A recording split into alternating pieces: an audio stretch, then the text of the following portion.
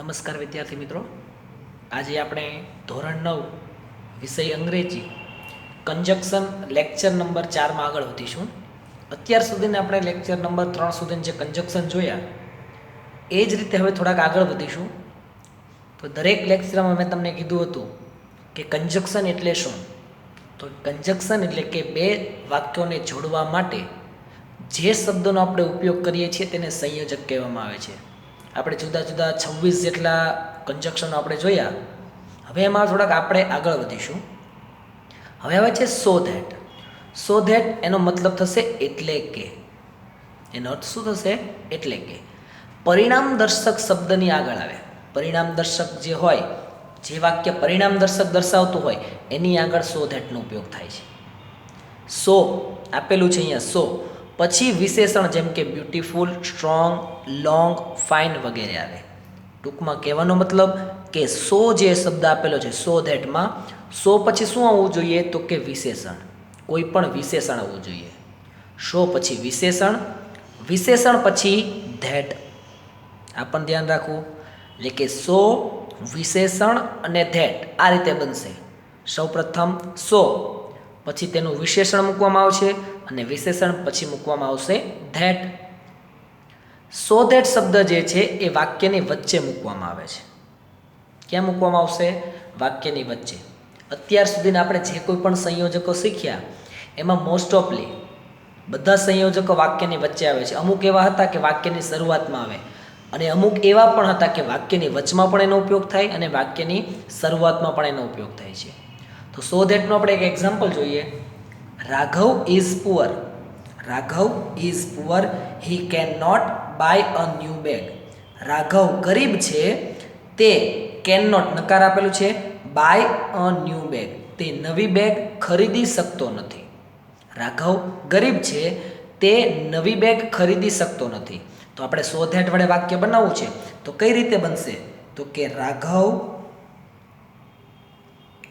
Is, અહીંયા poor એટલે ગરીબ આપેલું છે. રાઘવ ઇઝ શું કરવાનું છે? સો ધેટનો ઉપયોગ કરવાનો છે. Raghav is so poor. વિશેષણ, ત્યાર પછી શું મૂકવામાં આવે છે? ધેટ. સો પછી વિશેષણ અને પછી ધેટ. તો Raghav is so poor that. હવે બીજું વાક્ય છે he can not buy a new bag. તો બાકીનું વાક્ય એનું નામ તો કે he can not buy a new bag. થઈ ગયું. Raghav is poor, he can not buy a new bag. Raghav ગરીબ છે, તે નવી બેગ ખરીદી શકતો નથી. હવે એનું સો ધેટથી બનાવ્યું. Raghav is so poor that he can not buy a new bag. Raghav ગરીબ છે એટલે તે નવી બેગ ખરીદી શકતો નથી. બરાબર છે? સો ધેટનો ઉપયોગ. એ જ રીતે હવે આવે છે હુ. હુ એટલે કે જે. એનો અર્થ શું થશે? કે જે.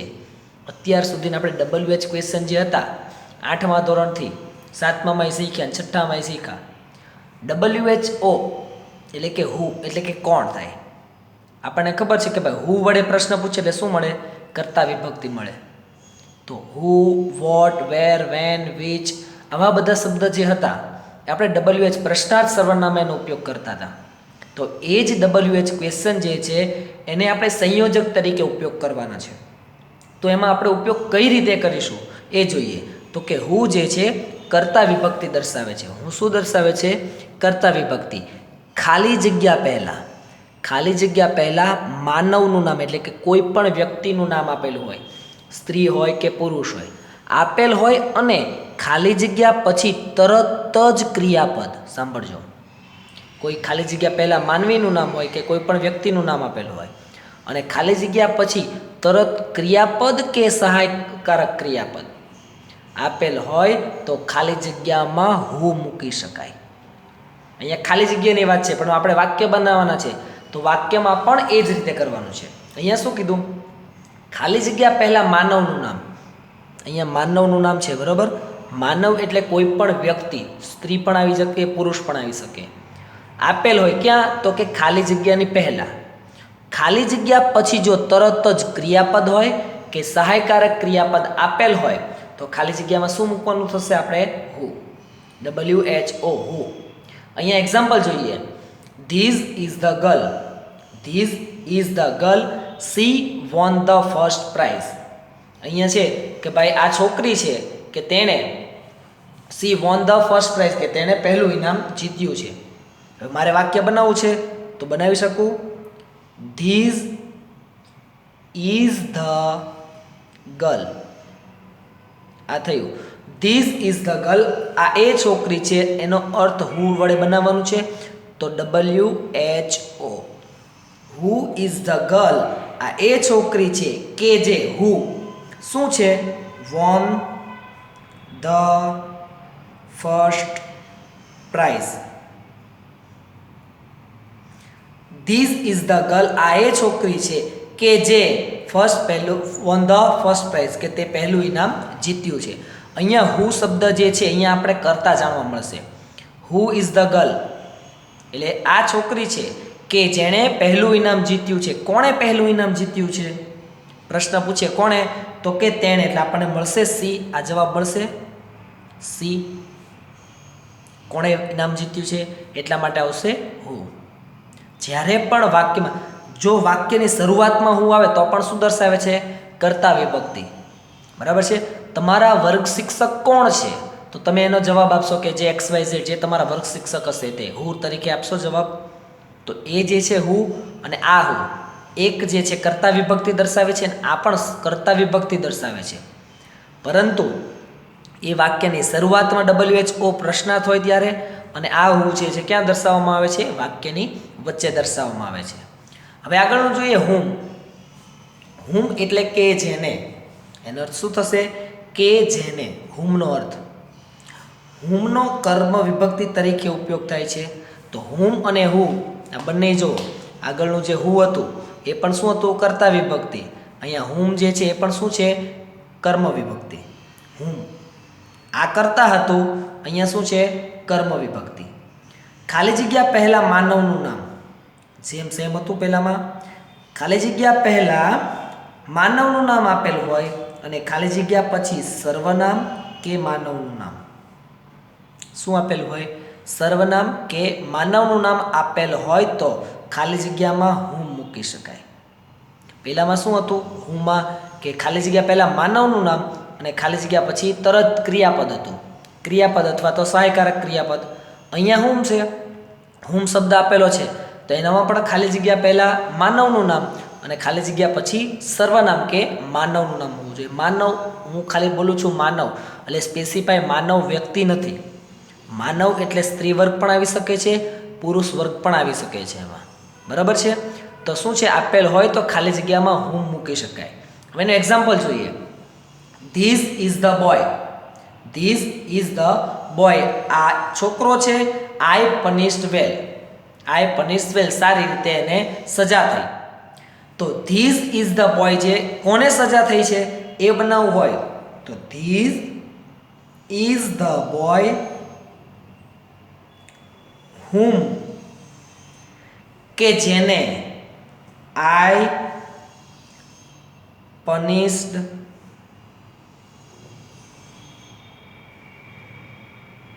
વેલ. શું થયું? This is the boy whom I punished well. આ એ છોકરો છે કે જેને આઈ પનિશ્ડ વેલ કે મેં બરાબર રીતે એને સજા કરી. તો અહીંયા હુ અને હુમ તમને લાગે બંને સરખા, પરંતુ હુ જે છે એ શું છે? કર્તા વિભક્તિ દર્શાવે છે અને હુમ જે છે એ કર્તા વિભક્તિ કર્મ વિભક્તિ દર્શાવે છે. હવે આગળનું જોઈએ હુઝ. હુઝ એટલે કે જેનું. એનો અર્થ શું થશે? કે જેનું. હુઝનો ઉપયોગ સંબંધક વિભક્તિ તરીકે થાય છે. શેના રીતે થાય? સંબંધક વિભક્તિ. સંબંધક વિભક્તિ એટલે છઠ્ઠી વિભક્તિ, એના માટે એનો ઉપયોગ થાય છે. ખાલી જગ્યા પહેલાં માનવનું નામ આપેલ હોય અને ખાલી જગ્યા પછી તરત જ માલિકી તરીકે વસ્તુ આપેલ હોય. માલિકી તરીકે શું આપેલું હોય? વસ્તુ આપેલ હોય તો ખાલી જગ્યામાં હુઝનો ઉપયોગ થાય છે. હુ હતું ત્યારે શું હતું? ખાલી જગ્યા પહેલાં માનવનું નામ અને ખાલી જગ્યા પછી શું તરત જ હતું? એની પહેલાં શું હતું? ખાલી જગ્યા પહેલાં જો હુ હતું ત્યારે કર્તા વિભક્તિ હતી અને એની પછી જો માનવનું નામ પછી ખાલી જગ્યા પછી તરત શું આવતું હતું? ક્રિયાપદ કે સહાયકારક ક્રિયાપદ. એ જ રીતે હુમમાં શું આવતું હતું એ કે હુમ જે છે કર્મ વિભક્તિ દર્શાવતું હતું. ખાલી જગ્યા પહેલાં માનવનું નામ હતું અને ખાલી જગ્યા પછી શું હતું તરત જ એમાં માનવનું નામ કે સર્વનામ હોય. અહીંયા હુઝમાં શું છે ખાલી જગ્યા પહેલાં માનવનું નામ અને ખાલી જગ્યા પછી તરત જ માલિકી કે વસ્તુનું નામ આપેલ હોય તો એમાં હુઝનો ઉપયોગ કરી શકાય. તો this is the man, his car is new. આ ધીસ ઇઝ ધ મેન આ માણસ છે, હિઝ કાર ઇઝ ન્યૂ તેની કાર નવી છે. તો અહીંયા મારે કેવું છે ભાઈ કોની કાર નવી છે? હુઝ કાર, બરાબર છે. તો અહીંયા હું લખી શકું તો કે this is the man whose car is new. This is the man આ એ માણસ છે કે જેની કાર નવી છે, કે જેની કાર નવી છે. અહીંયા હુઝ વડે સંબંધક આપણે હુઝ વડે શું કરેલું છે? સંયોજક વડે આપણે વાક્યને જોડેલું છે. અહીંયા બે વાક્ય છે.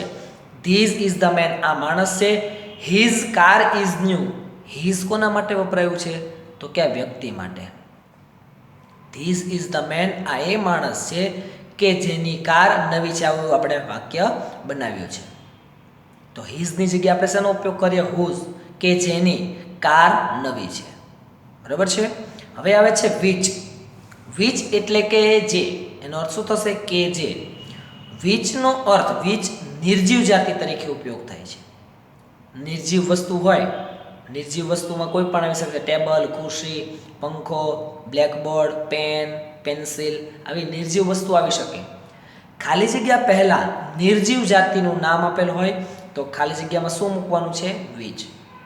ખાલી જગ્યા પહેલાં, ખાલી જગ્યા પહેલાં જો નિર્જીવ જાતિનું, નિર્જીવ વસ્તુનું નામ આપેલું હોય તો ખાલી જગ્યામાં આપણે મૂકી શકીશું વિચ. એક્ઝામ્પલ જોઈએ એનું. This is the lion. This is the lion it bite the child. કે તેણે બાળકને બટકું ભર્યું. ધીસ ઇઝ ધ લાયન, તો વાક્ય આ રીતે બનશે. ધીસ ઇઝ ધ લાયન, શબ્દ આપેલું છે વિચ, આવશે which. Which. This is the lion which bite the child. બાળકને શું કર્યું?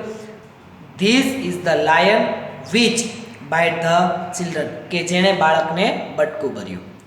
વિચનો અર્થ એટલે હુ, હુઝ, હુમ, વિચ, આવા બધા શબ્દ જે છે તમને લાગશે બધા સેમ, પરંતુ ડિફરન્સ ક્યાં આવશે? ખાલી જગ્યા પહેલાં અને ખાલી જગ્યા પછી શું મૂકેલ છે એનો ખાસ ધ્યાન રાખીને આપણે સંયોજકો બનાવવાના છે. હવે આવે છે વોટ. વોટનો અર્થ થશે કે જે. સર તમે તો ક્યારે કહો છો કે બધાનો અર્થ કે જે થાય, કે જે થાય, તો બધામાં સરખું મૂકી શકાય? બધામાં સરખું મૂકી શકાશે નહીં, કારણ હું બધામાં નિયમ બોલતો જ આવું છું. બરાબર છે. જો નિયમ યાદ રાખશો એટલે બધાનો અર્થ તો તમે કહેશો કે સર કે જે થાય છે બધાનો અર્થ, પરંતુ બધામાં વાક્યમાં ક્યારે વોટ વાપરવું, ક્યારે વિચ, ક્યારે હુઝ, આવા બધા શબ્દ જે છે એ ક્યારે વાપરવું એના માટેના નિયમ બધા છે. હવે વોટ છે તો વોટનો ઉપયોગ નિર્જીવ જાતિ કે નાન્યતર જાતિના સંબંધક તરીકે દર્શાવી શકાય.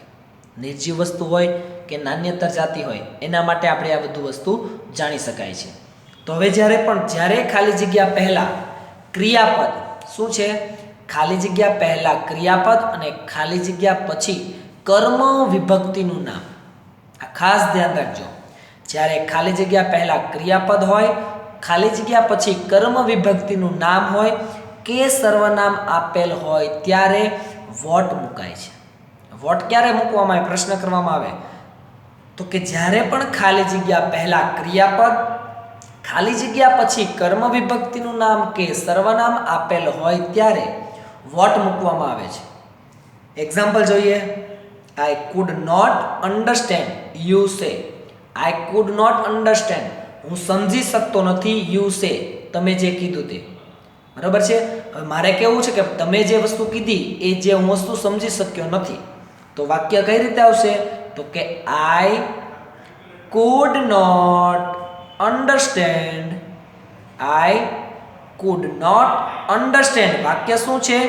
વોટ સંયોજક વડે બનાવવાનું છે ને, તો I could not understand what you say. I could not understand, હું સમજી શકતો નથી કે જે યુ સે, તમે જે કીધું એ હું સમજી શકતો નથી. એનો વોટ જે છે એ હંમેશા આપણને કર્મ વિભક્તિ મળે અથવા કર્મ મળે. વોટ વડે પ્રશ્ન પૂછો કે ભાઈ તમારા પપ્પા શું કરે છે, તો તમે કહેશો કે ભાઈ મારા પપ્પા ડૉક્ટર છે, એન્જિનિયર છે. તો વોટ વડે જે પ્રશ્ન પૂછવામાં આવે, વોટ વડે પ્રશ્ન આપણે પૂછીએ ત્યારે આપણને કર્મ મળે WH પ્રશ્નમાં. પરંતુ અહીંયા આપણે સંયોજક કરીએ છીએ, કંજક્શન્સ કરીએ છીએ, એટલે કંજક્શનમાં વોટનો અર્થ શું થશે? કે જે. હવે આગળનું સંયોજક છે ધેટ. ધેટ એટલે કે તે. ધેટનો ઉપયોગ સજીવ અને નિર્જીવ બંને માટે થાય. ધેટનો ઉપયોગ ક્યારે થાય? તો કે સજીવ વસ્તુ હોય કે નિર્જીવ વસ્તુ હોય એના માટે, બંને માટે ધેટનો ઉપયોગ થાય. ધેટનો ઉપયોગ સંયોજક તરીકે પણ ઉપયોગ થાય છે. ધેટનો ઉપયોગ ક્યાં થાય? તો કે સંયોજક તરીકે. તો પ્રશ્ન થાય, આપણે સંયોજક તો શીખીએ છીએ, તો સંયોજક તરીકે કેમ ઉપયોગ થાય? તો કે સંયોજક એટલે જ્યારે પણ ડાયરેક્ટ ઇનડાયરેક્ટનું વાક્ય આપેલ હોય, ડાયરેક્ટનું વાક્ય હોય ને ઇનડાયરેક્ટમાં ફેરવવાનું હોય ત્યારે રિપોર્ટેડ વર્બમાં ફેરફાર કરીએ છીએ, સંયોજકમાં ફેરફાર કરીએ છીએ. તો સંયોજક તરીકે આપણે જે ધેટનો ઉપયોગ કરીએ છીએ વિધાન વાક્યમાં અથવા નકાર વાક્યમાં, તો જ્યારે પણ એનો ઉપયોગ કરીએ છીએ ધેટનો, તો એ ઉપયોગ શેનો છે? સંયોજકનો ઉપયોગ છે. ઇટ ઇઝ ઇટ, કે ઇટ વોઝ કે વોઝ ઇટથી શરૂ થતી રચનામાં ધેટ આવી શકે. એટલે કઈ રીતે? ઇટ ઇઝ હોય કે ઇઝ ઇટ, આ વિધાન વાક્ય છે, આ પ્રશ્ન વાક્ય છે. તો ઇટ વોઝ પણ વિધાન વાક્ય છે, વોઝ ઇટ જે છે પ્રશ્ન વાક્ય છે. થી શરૂ થતી રચનામાં ધેટ આવી શકે. ધેટ ક્યારે આવી શકે? તો કે જ્યારે પણ આવી કોઈ રચના હોય, સજીવ વસ્તુ કે નિર્જીવ વસ્તુ બંને માટે એનો ઉપયોગ થાય છે. વાક્ય ઇટ ઇઝથી શરૂ થતું હોય કે ઇટ વોઝથી શરૂ થતું હોય, તો એના માટે પણ આપણે ધેટનો ઉપયોગ કરી શકીએ છીએ. જોઈએ આપણે, ટુડે ઇઝ સન્ડે, આજે રવિવાર છે. ટુડે ઇઝ સન્ડે, આજે રવિવાર છે. ઇટ ઇઝ ટ્રુ, તે સાચું છે. આજે રવિવાર છે, તે સાચું છે. તો વાક્ય કઈ રીતે બની શકે? It is true. પહેલા વાક્ય લઈ લીધું આગળ. ઇટ ઇઝ ટ્રુ, તે સાચું છે. શું સાચું છે? કે એટલે કે ધેટ. શું સાચું છે? બીજું વાક્ય લખી નાખો. તો કે today is Sunday. It is true, તે સાચું છે કે આજે રવિવાર છે. થઈ ગયો ધેટનો ઉપયોગ અહીંયા. એ જ રીતે ધેટમાં બીજું વસ્તુ જુઓ. All, the same, any, none, nothing, everything, the only વગેરે પછી ધેટ કર્તા તરીકે વપરાય છે. ખાસ ધ્યાન રાખજો. All, the same, any, none, nothing, everything, the only વગેરે પછી ધેટ શેના વડે ઉપયોગ કરી શકાય? તો કે કર્તા. કર્તા તરીકે આ બધાનો ઉપયોગ થાય.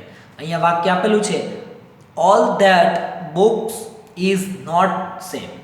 શું કીધું? All that books is not same. અહીંયા ધેટનો ઉપયોગ મેં કરી દીધો છે. શું કામ? તો કે ઓલ પછી શું મૂકેલું છે? That. Books is not same, બધી જ બુકો જે છે સરખી નથી. અહીંયા ધેટનો ઉપયોગ મેં કરેલો છે ઓલરેડી. તો એ જ રીતે વાક્ય બની છે સેમ જ. All that books is not same. All શબ્દ પછી શું મૂકેલું છે? ધેટ. અહીંયા કોઈ પણ એની આપેલું હોય, any that, none that, nothing that, everything that, the only that, બરાબર. તો ધેટ જે છે કર્તા તરીકેનો ઉપયોગ થાય છે. અહીંયા આપણે વાક્યમાં જોયું કે all, the same, any, none, nothing, everything, the only વગેરે પછી જે ધેટ આપેલું છે શેમાં ઉપયોગ થાય છે? કર્તા તરીકે તેનો ઉપયોગ થાય છે. તો અહીંયા all that books is not same, બધી બુકો સરખી નથી, સેમ નથી એટલે કે સમાન નથી. બરાબર છે. ધેટનો ઉપયોગ જોયો આપણે. ધેટનો ઉપયોગ જે છે હંમેશા આપણે બીજી રીતે પણ એક એક્ઝામ્પલ તમને આપું કે સુપરલેટિવ ડિગ્રી હોય તો સુપરલેટિવ જે ડિગ્રી છે એમાં પણ વિશેષણ પછી ધેટનો ઉપયોગ કરી શકાય છે. સુપરલેટિવ ડિગ્રી હોય તો આપણે શું શીખ્યા? તો કે સુપરલેટિવ ડિગ્રી હોય એટલે સૌપ્રથમ તો એમાં બધા કરતાં શ્રેષ્ઠતા દર્શાવતા હોય સુપરલેટિવ ડિગ્રીમાં. કઈ રીતે? તો કે વિશેષણ હોય, વિશેષણની આગળ મૂકવામાં આવે છે ધ. મૂકતા હતા આપણે ધ, તો વિશેષણની આગળ મૂકતા હતા ધ અને વિશેષણની આગળ પાછળ મૂકતા હતા ઈએસટી. વિશેષણને ઈએસટી લગાડતા હતા ને આપણે. વિશેષણની આગળ ધ, જે શ્રેષ્ઠતા દર્શક છે વિશેષણની પાછળ દર્શાવતા હતા ઈએસટી. તો એ સુપરલેટિવ ડિગ્રીમાં પણ આપણે ધેટનો ઉપયોગ કરતા હતા. એક્ઝામ્પલ આમ નામ કહી દઉં તમને કે ભાઈ she is the tallest girl, તે સૌથી ઊંચી છોકરી છે. She is the tallest girl અહીંયા લખીએ એટલે તમને થોડો ખ્યાલ વધારે આવશે. તો કે she is the tallest girl. આ વાક્ય થયું ટોલેસ્ટ ગર્લ. આઈ એવર સો એટલે જોયું. She is the tallest girl આ વાક્ય થયું. તો મારે એને ધેટ વડે બનાવવું હોય તો બનાવી શકાય આ રીતે. She is the tallest girl. વાક્ય એમનામ જ રહેવા દેવાનું છે. ખાલી ફરક શું કરવાનો છે કે ધેટ મૂકીને સંયોજક વડે વાક્ય કરવાનું છે. તો આઈ ever show. She is the tallest girl that I ever show. આ સૌથી ઊંચી છોકરી છે કે જેને મેં જોઈ. બરાબર, ધેટનો ખ્યાલ આવ્યો. હવે એ જ રીતે આપણે જોવાનું છે વેન. વેન એટલે કે ક્યારે. વેન એટલે ક્યારે આપણે પ્રશ્ન પૂછતા હોય WH ક્વેશ્ચન, તો WH ક્વેશ્ચનમાં જ્યારે પણ આપણે પ્રશ્ન કરતા હોય ત્યારે આપણે વેન વડે પ્રશ્ન કરીએ. તો વેન વડે પ્રશ્ન કરતા હતા ત્યારે આપણને સમય મળતું હતું. તો અહીંયા પણ શું છે, વેન જે છે સમયનું સૂચન કરે છે, વાક્યની વચ્ચે આવે છે, સમય દર્શક શબ્દો એટલે કે ધ ડે, ધ યર વગેરે પછી આવે. The day, the week, the month, the year આવા શબ્દ પછી એ સમય દર્શક શબ્દ આવે. એક્ઝામ્પલ છે ટેલ મી Arjun will return. Tell me મને કહો અર્જુન વિલ રિટર્ન. અર્જુન આવશે, પરત આવશે. રિટર્ન એટલે ટેલ મી મને કહો. ટેલ મી મને કહો વેન અર્જુન વિલ રિટર્ન. આ વાક્ય થયું ટેલ મી મને કહો when Arjun will return. Arjun પરત ક્યારે આવશે. આવ્યું ક્યારે. આ જ પ્રશ્ન છે, એનો જવાબમાં શું છે, અર્જુન વિલ રિટર્ન અને ટેલ મી બંને વાક્ય આપેલા છે. એને જોડવા માટે આપણે જે શબ્દનો ઉપયોગ કર્યો છે એટલે આપણને શું મળશે, વેન એટલે કે ક્યારે. સમય મળશે કે ભાઈ tell me when Arjun will return. Tell me મને કહો અર્જુન ક્યારે આવશે. એટલે સામેવાળી વ્યક્તિ શું કહેશે, ચોક્કસ સમય આવશે કે ભાઈ આવતા વીકમાં આવશે, આવતા મહિને આવશે, 15 દિવસ પછી આવશે, આવતા વર્ષે આવશે. એ કે સમયનો નિર્દેશ કરે છે. કોણ, તો કે વેન. બરાબર છે. એ જ રીતે આવે છે વેર. વેર એટલે કે ક્યાં. એ શું કરે છે, સ્થળનો નિર્દેશ કરે છે. જે કોઈ પણ વ્યક્તિ હોય, વસ્તુ હોય, ક્યાં છે એ દર્શાવવા માટે આપણે શેનો ઉપયોગ કરીશું, વેર એટલે કે ક્યાંનો ઉપયોગ કરીશું. બરાબર છે. વાક્યની વચ્ચે આવે છે. સ્થળ દર્શક શબ્દો એટલે કે ધ પ્લેસ, ધ સ્કૂલ વગેરે પછી આવે છે.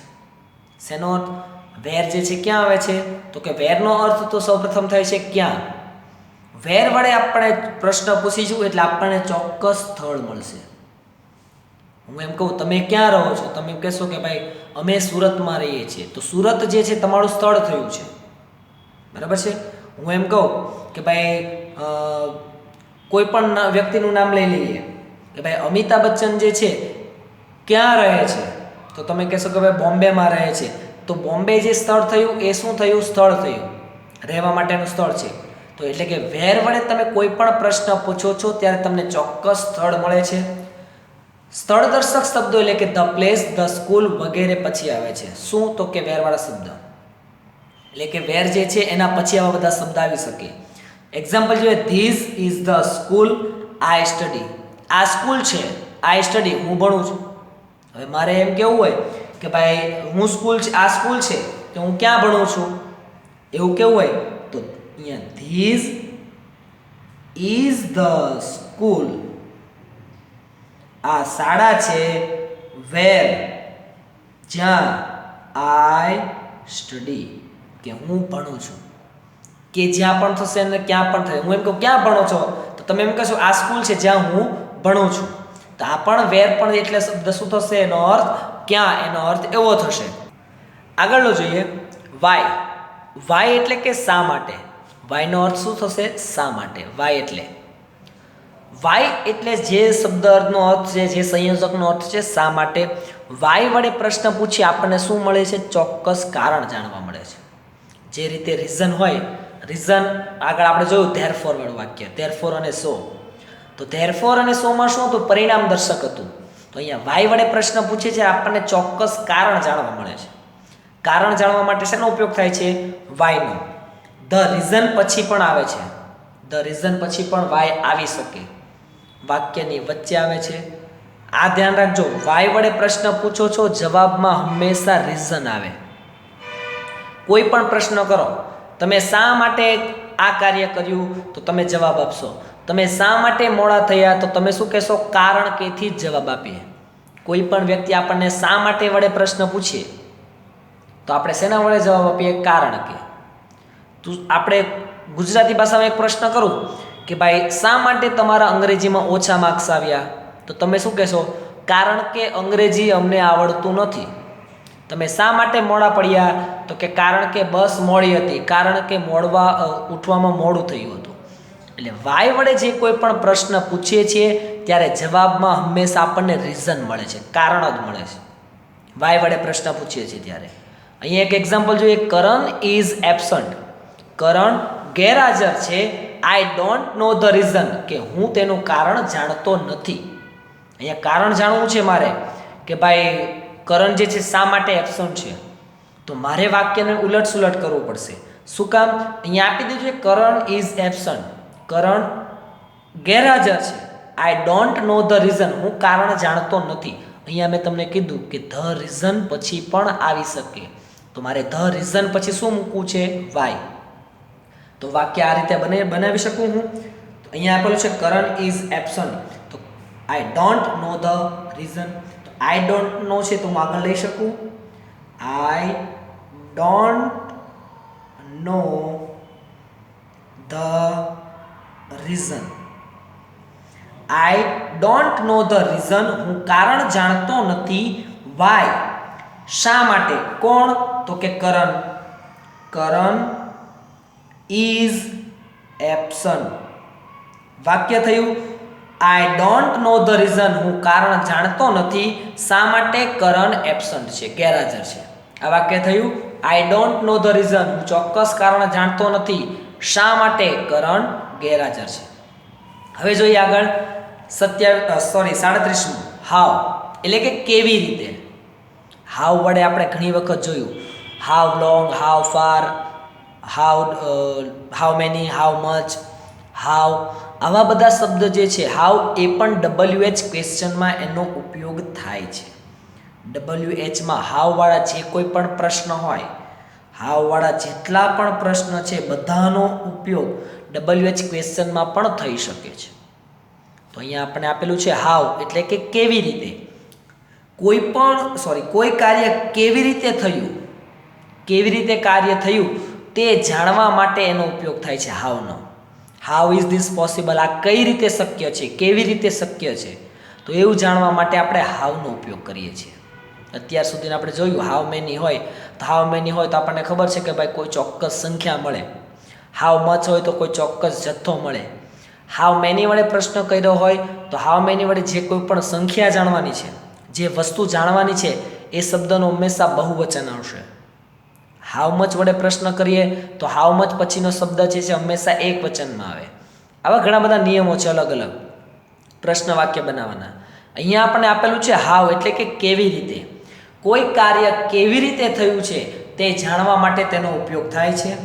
એક્ઝામ્પલ જોઈએ, માય અંકલ ડઝન્ટ નો, મારા અંકલ, મારા કાકા જાણતા ન હતા આઈ સક્સીડ ઇન માય વર્ક, કે હું મારા કામમાં સફળ થયો. એ મારા અંકલ જાણતા ન હતા. બરાબર છે. તો જે રીતે બનાવવું હોય અહીંયા આપેલું છે કે ભાઈ માય અંકલ ડઝન્ટ નો, મારા અંકલ, મારા કાકા જાણતા નથી કેવી રીતે, એટલે કે how. My uncle doesn't know how I succeed in my work. મારા અંકલ જાણતા નથી કે હું કેવી રીતે મારા કાર્યમાં સફળ થયો, એવું મારા અંકલ જાણતા નથી. અને બીજી રીતે હું કહું કે ભાઈ હું સક્સેસ થયો એવું મારા અંકલ જાણતા નથી. કેવી રીતે જોઈએ કે હું કઈ રીતે મારા વર્કમાં સફળ થયો એ મારા અંકલ જાણતા નથી. બરાબર છે. તો અહીંયા જે છે સંયોજકો આપણે ટોટલ 37 જેટલા આપણે કંજક્શનો જોયા. તો અહીંયા અત્યારે તમારે 9મા ધોરણમાં નહિવત ઓછામાં ઓછા 12 થી 13 જ કંજક્શનનો ઉપયોગ થાય છે. છતાં પણ આપણે બધાની સમજ આપી દીધી છે. મોસ્ટ ઓફલી તમારે બધામાં 1 થી 7 ધોરણ સુધી તમે તો શીખી ગયા છો, પરંતુ 8મામાં અને 9મામાં જે કોઈ પણ ડિફરન્ટ આવ્યો છે, 8મામાં અને 9મામાં જે ડિફરન્સ આવ્યો છે, કઈ રીતે આવ્યો છે, કયા કંજક્શનનો ઉપયોગ થાય છે, તો કે અત્યારે 9મામાં તો મોસ્ટ ઓફલી તમારે though, although, even though, but, yet, still, if, before, after, either or, neither nor, and, therefore, because, પછી રીઝન દર્શાવવા માટે વાય, આવા બધા જ કંજક્શનોનો ઉપયોગ તમારે મોસ્ટ ઓફલી 9મા ધોરણમાં આવે છે. છતાં પણ આપણે 37 જેટલા કંજક્શન છે, બધા જ કંજક્શનો આપણે અહીંયા જોયા. નેક્સ્ટ લેક્ચરમાં આની એક્સરસાઇઝ જોશું એટલે તમને થોડોક વધારે ખ્યાલ આવે. બીજું કે જ્યારે પણ પરીક્ષામાં તમને આવી રીતે કંજક્શન આપેલા હોય તો કાઉન્સમાં જે શબ્દ આપેલા છે એના વડે જ તમારે એનો ઉપયોગ કરવાનો, એ જ કંજક્શનનો ઉપયોગ કરવાનો છે. આપણે ઘણી વખત તમને કંજક્શન શીખવાડ્યા ત્યારે તમને કીધું કે ભાઈ આ બધા સિમિલર વર્ડ છે, અમુક શબ્દ સરખા હોય, એનો અર્થ પણ સરખો હોય. તમને કીધું હોય કે ભાઈ ધો, ઓલ્ધો એકબીજાની જગ્યાએ તમે વાપરી શકો, પરંતુ કાઉન્સમાં જો તમને કોઈ પણ સ્પેસિફાઈ એક શબ્દ આપેલો હોય એના વડે જ તમારે પ્રશ્ન બનાવવાનો છે. ધારો કે સો અને ધેરફોર વડે બંને એક અર્થ છે, બંનેનો સરખો થશે. તેથી જો તમને કાઉન્સમાં ધેરફોર આપેલું હોય તો તમારે ધેરફોર વડે જ બનાવવું પડશે. તો તમે જો સો વડે બનાવશો તો વાક્ય ખોટું થશે. એટલે કાઉન્સમાં જે કોઈ પણ શબ્દ તમને આપેલા હશે, જે કોઈ પણ વાક્ય તમને આપેલા હશે, એના આધારે જ જે કંજક્શન આપેલા છે એના આધારે જ તમારે વાક્ય પૂર્ણ કરવાના રહેશે.